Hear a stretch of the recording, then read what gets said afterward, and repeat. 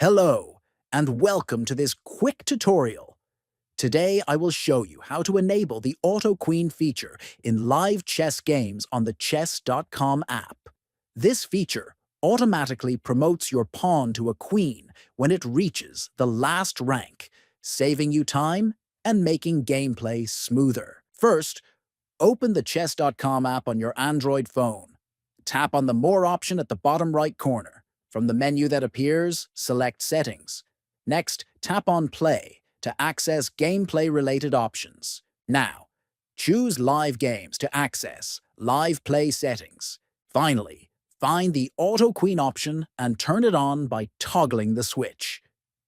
With the Auto Queen feature enabled, your pawn will automatically promote to a queen in live games, speeding up your moves and improving your game experience.